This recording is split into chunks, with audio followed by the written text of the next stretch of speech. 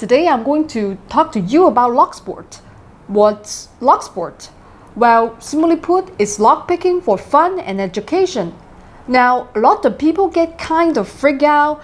Oh my God, you're learning crime. But it's absolutely not like that. In the real world, nearly all burglary uses destructive entry like a hammer or a crowbar, or bypass techniques like sliding a thin piece of plastic next to the door to move the bolt.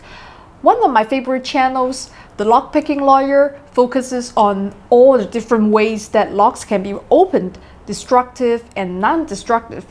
But most of the time in lock sport, we focus on non-destructive entry, treating locks like fun little puzzles to be solved with small tools. When lock sport enthusiasts figure out what works best, manufacturers make better locks to keep the real bad guys out.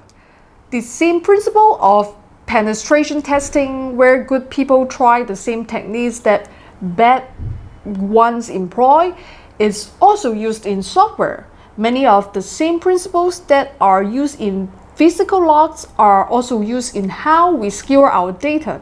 For instance, a lock with more pins is more secure, just like a password with more characters is more secure. But just because you have a very complex password or key, if it's part of a weak system, that complexity does not need to be solved. You can just to go around it. Lock sport is an effective and fun introduction to basic information security concepts. For me, I also have very poor manual dexterity and spatial skills. I did not grow up playing with Legos or anything, so while I do a lot of DIY, I'm not actually that good with my hands. And I found that lock sport really does a lot of help to improve that.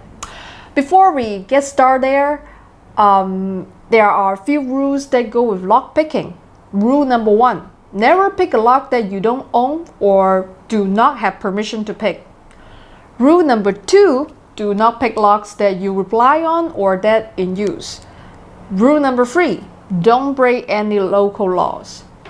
Now, to start with, you should understand I'm actually pretty terrible at picking locks, but it doesn't matter since I just do it for fun, and so long as I get a tiny bit better than I was last time, I'm happy. I only compete against myself, but compared to all the real lock-picking people on YouTube, my skills are a bit of a joke, so I won't go too far trying to teach techniques. I'm just giving you a beginner's perspective.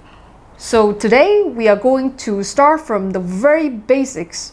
Small beginner's kits from GearBest. It costs about $11. Now they call this clear plastic padlock a practice lock. It's not. It's just a visual aid. This is so you see and understand how the lock works. In lockpicking, it's about touch. Once you know how the lock works, you have to do everything by feel. So you need to practice by feel as soon as you can, or you learn bad habits. Also, these locks are made of acrylic, which quickly gets destroyed by the picking process. Also, the tar ones are not very good, so they're too easy to pick and give bad habits. But when you first buy it, yes, pick your transparent lock a few times so you understand what the process is and how the lock picks work. Here, watch. Okay, now I'm going to use a hook pick. I'll apply medium tension to the 5th and 4th pin up to the shear line. See how they move too easily.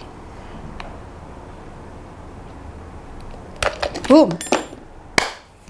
But as I said, this is meaningless as practice. It's just to get a picture in your mind so that your hands, your fingers can follow later. So how to practice properly? Just go out and buy some locks and get to work? Probably not. Fortunately, they sell practice locks where you can set the number of pins starting from 1 and going up to 7. Then you can add more complicated types of pins like mushrooms, spools, and serrated pins, but we won't get into that today. There's a technique called raking. That's when you quickly move the pick over the pins. It's kind of like breaking a password by flowing a bunch of random numbers that dip really fast. The rake bounces the pins around, and a lot of the time they bounce into just the right place and the lock opens. It's a good way to initially try to open a lock, but it's really hard on practice locks and I don't want to wear mine out. Raking is of course a skill you need to learn though. I just like to focus on single pin picking most of the time. Here are 2 practice locks. The Ultimate Adversary practice lock and the Easy Ricky practice lock. Here, let me show you.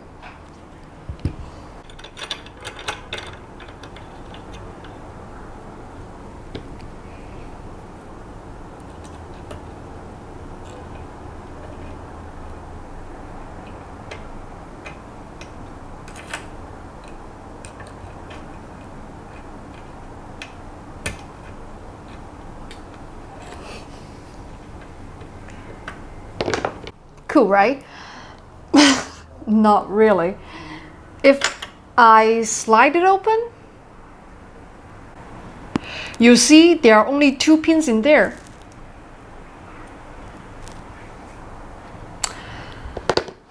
This is actually really fun for parties because you can pass the lock around and almost anybody can open it and get a feel for things. You can pass it around, and if everyone can do 2 pins, you add a third. It's a good way to get people interested in security and DIY who might otherwise not care. But what if you can't get your hands on a practice lock or they're too expensive? Well, you can save a bit by making your own. Here's how. If you don't want to buy a practice lock, you can actually make them for yourself.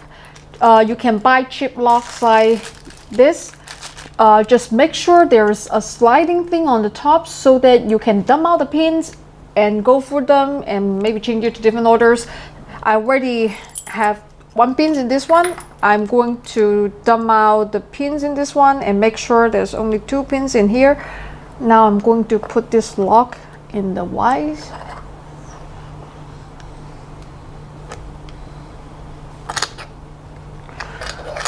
Then I'm going to put my thumb, try to slide up.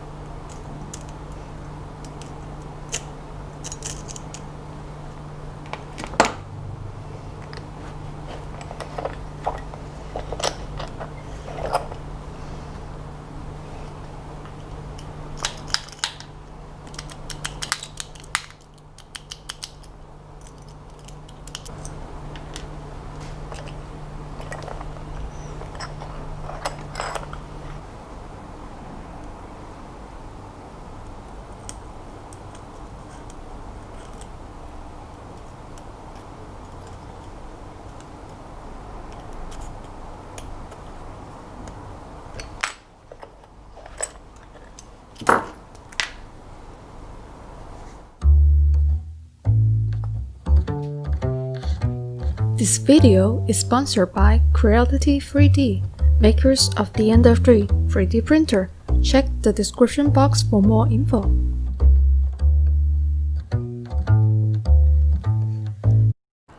So, what about, real lock picking? Well, what I do is I focus on cheap wafer locks, looks like this. This kind of locks are used to secure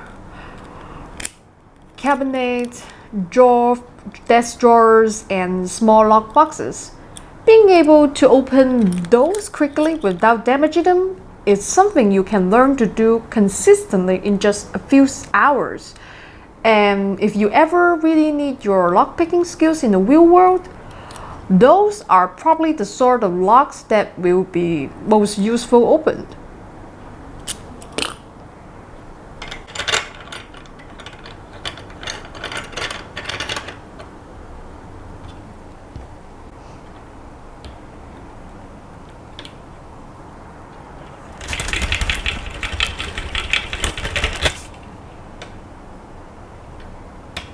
All right.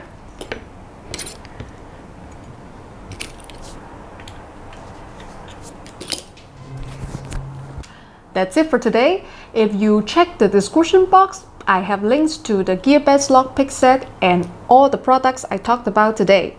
If you are interested in lock sport and security and would like another video, please let me know in the comments section. Please subscribe and remember, if I can do it, anyone can do it.